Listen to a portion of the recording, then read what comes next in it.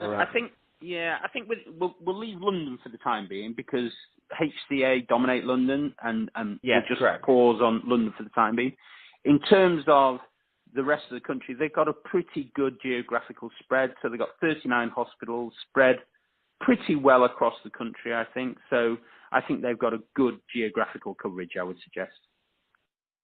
BMI have probably got the best because they've got the 56 hospitals. Again, they haven't got anything in central London, so they've got more hospitals, a better geographical spread than Spire, but Spire are second and not far away, I would suggest. Okay, fair enough. Actually, let's talk a bit about BMI, if you don't mind. So you said obviously they got the best geographical spread. Probably the best thing you can say about BMI, I would assume. I would say it's in something a mess. else. It's in a mess. Yeah, I presume so. I think, well, their last 6 months accounts were 2% growth in self-pay, which is abysmal compared to the competitors. Really worrying at 9.6% decline in insured patients, which is diabolical, off the chart diabolical, and a 4.5% decline in NHS activity. You would say, okay, NHS not such a big deal, but Spire are 31% of the business NHS, BMI 45%. So it's a bigger chunk of the business. Their revenues were down 4%. Their EBITDA were down 18%. They made a profit of 88 million. They spend 170 million a year on rent. Their EBITDA is just eaten by rent. Their capital budget last year was, I don't know how, but 52 million. They spent 40 million the previous year, and they probably, in my opinion, need to spend about 100 million a year for 3 years to even get near where Spire are on a smaller portfolio of hospitals as well. So they've got 56 hospitals. A number of those are losing money, dragging the group down, and causing the lack of investment in the bigger hospitals that really do need the money. So that's about as positive as I can get. No, that's really helpful. That's really helpful. So basically, you're saying they need to spend 100 million a year over the next 3 years. But you said over a smaller network. So you mean they should close about 20 hospitals? Is that what you mean? Probably not that many.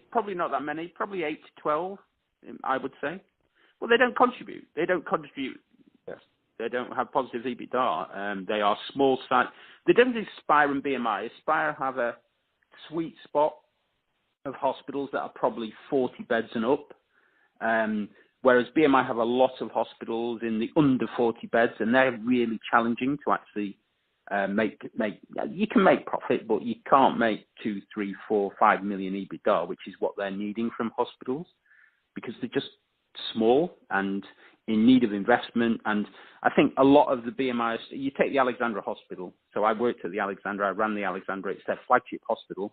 That's 30 years old now, and it's showing its age, and that is their flagship. That they can't invest significant funds in their flagship hospital, then the likes of the hospital in Dundee and Maidstone and places like this in the back of beyond, with respect to the inhabitants of those places, will get virtually zero investment.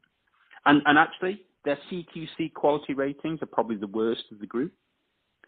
So Spire are significantly better than BMI.